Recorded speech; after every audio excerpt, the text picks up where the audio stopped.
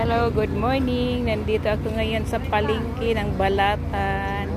Andito si Inday. Ayan, nagtinda siya ng tuyo. Ayan o, mga tuyo niyang tinda. Bibili ako ng gulay na langka. Kaso wala siguro. Ang sarap ng pinya. Babayad muna ako ng Ito guys. Kita nyo, yung wala dito sa Balatan, makikita nyo ang sitwasyon dito sa amin, yung pamilyang bayan. Andito na sa tapat ng isdaan at saka karnihan ng mga paratinda ng gugulayin. Ito.